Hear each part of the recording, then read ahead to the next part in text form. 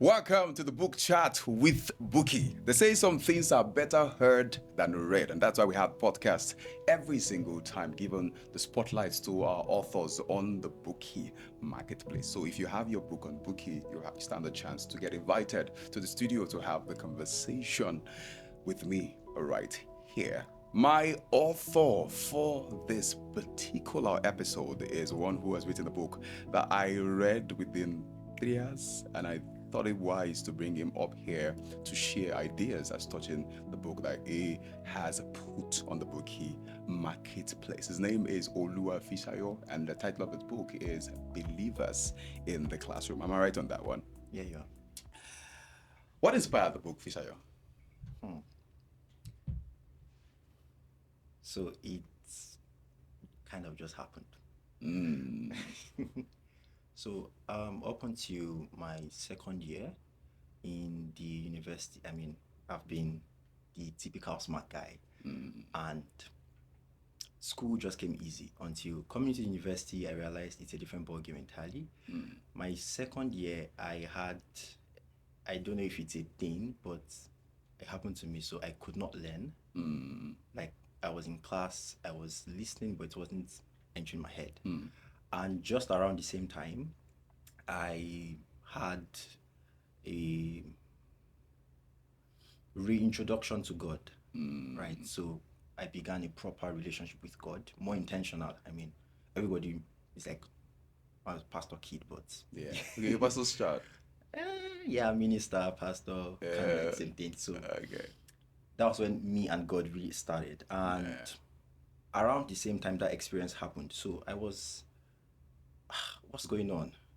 And I didn't know it was that serious up until when I failed test. And when I say failed, I don't mean like zero actually. Although I still got a zero in my final year, but it was very low score for my own standard. And it happened twice. That was what caught my attention to like something is wrong here. So I remember one night just sitting down, thinking, praying, and I had a nudge in my heart to go study in a common room that we have in the school hostel. That's Mountaintop University, by the way. Okay. And it's not my type. It's not my thing. I don't read in the midst of crowd. I can read in noise, but I just like to be myself with my own thing. Okay. So I found it strange. So, I believed that was the Holy Spirit ministering to me. So I just went and I didn't have any other option, right? So I took the step of faith and went to the reading room. There was a very exact spot. So I sat there, I read that particular night. It stuck. I could remember. I was like, okay, I think we're onto something here. I went back the next time, it worked, and that was like my hack for the entire semester. So after that experience, I began to realize that I think my relationship with God impacted my academic performance, right? So how exactly I didn't even know it was going to be like a thing. I was just doing me with God. So I realized I studied biochemistry, finished biochemistry, and if you know any biochemistry student, they would first smile because it is not, It's not easy. it's not child's play, honestly. But I found a way to hack it. So by taking my time to really understand and unpack this coursework, so I just learned on the go and did things as they came to me. So finishing from university, I realized that, this thing is bigger than what I thought. Like it's more than just me finishing from school and just getting my degree, right? I think there are many more people out there who don't actually know how to do this thing, particularly in biochemistry first. Yes. You graduated with the first class. That's the twist. No. So I think there's this saying that coaches don't play. So I was bothered. I'll be frank, I'll plain honest. But I know what went wrong. So I just but my consolation was that I taught people, but in my department, like 3 sets, my set and 2 sets after mine. Yeah, so when I was in final year, when I was in 200 level, I taught my mates, 300 level, I taught my mates, and the set in 200. Yes. Final year, I also taught like I think 200 level, 100 level guys. Would you say it was because you didn't quite act this thing early enough? If you had done it early enough, maybe you would have left the first class. Honestly, maybe, right? But COVID also had a play in it. So Okay. COVID slashed my first year. My first semester was, I think, 4.79.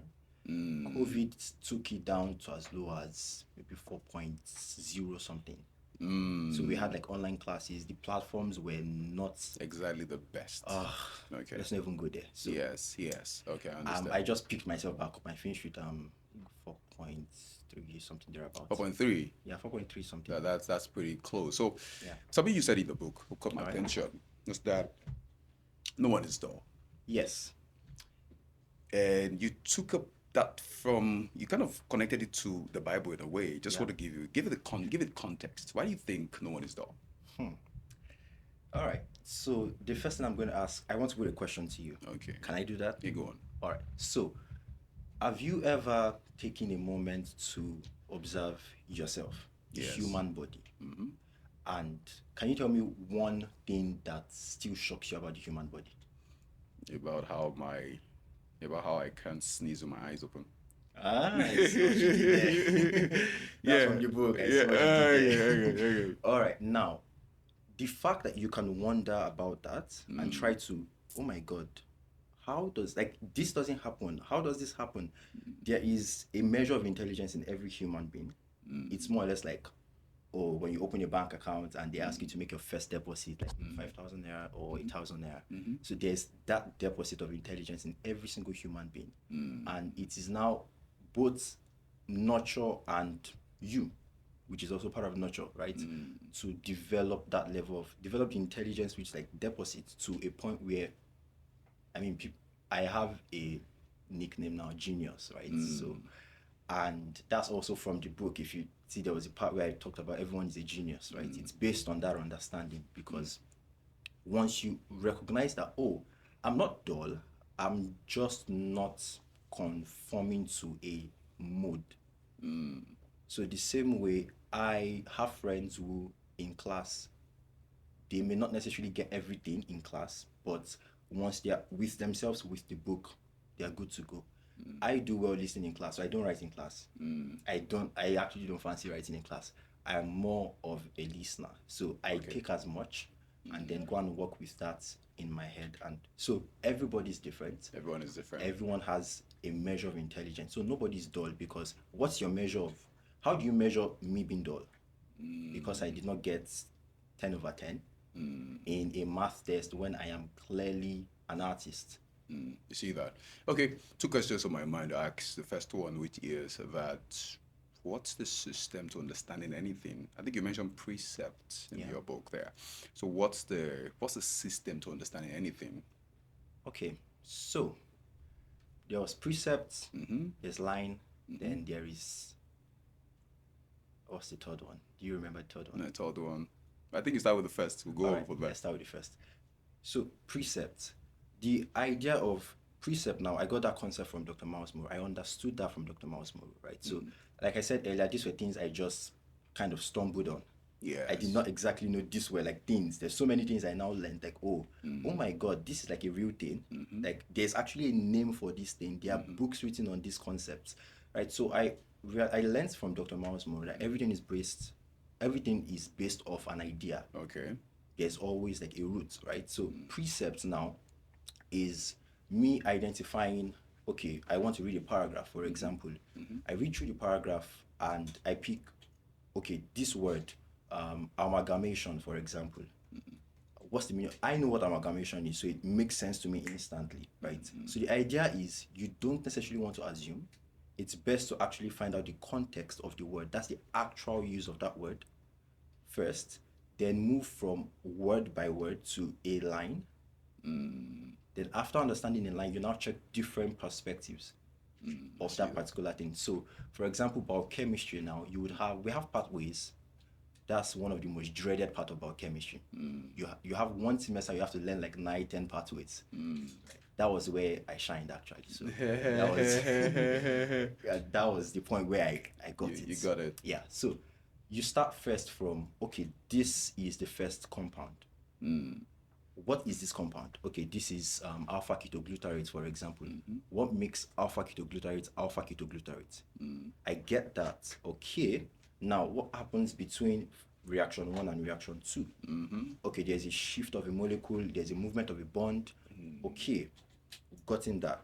Now, I don't just want to assume that I've gotten it from just that angle. I want to also take, for example, other sources. So, we have textbooks, Leringer, and the likes of them. I want to check other perspectives. I want to check. There's this popular YouTube channel. This is not a shout out, but I mean, they are saving lives, literally. Ninja Nerd. So you want to listen to those Indian guys and hear them explain stuff. So you have a more comprehensive picture of what exactly you're studying. Hey, Tony, I think in your book you mentioned that precept happened to be the original idea of that particular thing. And I think it's good that there's something you don't understand, you start from the root, so you're able to trace it upwards. The final question will be that, because if you want to know more, the book is really good. You could finish up in about 2 hours, but it will impact your mind in many ways. Would you say that academic excellence equates with how smart? Would you rank a person based on how smart the person is academically? Have you seen people that are book smart but are not life smart? Honestly, yes. Okay. Now, the reason why I say yes is because when you say book smart, most people go garbage in, garbage out. So that's what they call cramming. And I still don't know how to do it. People have been shocked whenever I say it. I still don't know how. Like, I actually want to experience it, but I think my mind is wired to want to get. Like, I want to actually understand. I don't just want to just take it in and then pour it out. Okay. So when you say book smart, what we understand, what people think as book smart is, oh, I got 10 over 10, and that's based on a number of factors. Number one, okay, can I deliver what the lecturer wants? Do I remember everything that they want? But many people can do that. You can just like cram lapo and just give the lecturer back. And the lecturer is impressed. Oh yeah, this is what I said. This is how I taught it. This is how I explained it. Oh, I love it. And you get your 97 over 100. Yes. And someone, well, I was called out twice by one of my lecturers. She called me lazy. I think I mentioned in the book. Yeah, she called me lazy twice because people are writing 7 lines to explain one thing. I'm like, I get this thing. Why do I have to write 7 lines? We're following time here. So I give you 3 lines and she's pissed. Like, no, I want you to write. You write in full. So that's kind of what we're saying. Yeah. So you can be book smart, get the right grades, but realize that it takes more than grades to do life well. And there are many people who don't have the best of grades and they are actually sound in other areas, because intelligence is the ability to manipulate, make things happen, create something based on what you want from your environment, right? That's true. Yeah. That's true. Well, as we wrap up this podcast here, when you publish the book on the Booki Marketplace, I usually would get notified every time somebody tends to order the book and all. And then I was just saying, every time I get notification, I will see this book was ordered by Oluwatobi, Oluwafisayo Oludare. Is the book only for Christians? Okay, I love that question. Now, I want to see a jam you download the book, for instance. I think. Okay, so I also see notifications. Yeah. I think I've seen a couple of. I don't think I've seen a jam you, yes, but I get what you're trying to say. Yeah. So the book is not exclusively Christian per se, because the ideas there are universal. The ideas, they are principles, like I said, precepts. Yes. It would work for practically anything, anyone. I mean, but I came from a perspective for the Christian faith because there has been a huge gap in how to make my relationship with God. Like I said earlier, many people don't know where's the line? How do I bridge my relationship with God and my academic life? Yes. So, I mean, just last Sunday at my church, a teenager of mine, because I'm in the teenage church, I just noticed that countenance was different. This one who is energetic, she dances a lot. She's, are you fine? She said, I'm fine. I'm typical. Yeah. But I insisted, and eventually she spoke up and said, she's struggling with balance. I'm like, balance in what sense? And she said she does, like, she's studying more and she's not paying attention to like God and building a devotional, like a private devotional life with God. Okay. And I smiled for 2 reasons. Number one, you are telling me who wrote a book on how to solve this problem. Like, we're literally in the same situation. You had no idea. And number two, because you don't have separate lives. It's one life with different parts. So Yeah. it's all integrated. Okay. And I also mentioned the concept of the fact that God wants you to be whole. And wholeness as a student includes academic excellence. Thank you very much. If you want to get the book, if you want to get the book by Fisayo, do well to go to the Booki marketplace to get the book, and you will find some of the things he has said and even more written there for you. And it's pretty much free of charge, so you don't have to pay anything to access the content there. It's amazing how people give out free things these days, good things for free. I mean, they never came that way back in the day, but do well to go to the Booki marketplace. Before he changes his mind and puts the book at 10,000 naira, we'll run that there. Now, the link will be on this video somewhere along the line, so you're able to get the book for free. Now, if you want to be on the hot seat as well, to have yourself interviewed by me, you know what to do. Go to the Bookie Marketplace, upload your book, and you stand a chance of being invited here. Up until next time, have a fantastic day. Thank you. Thank you.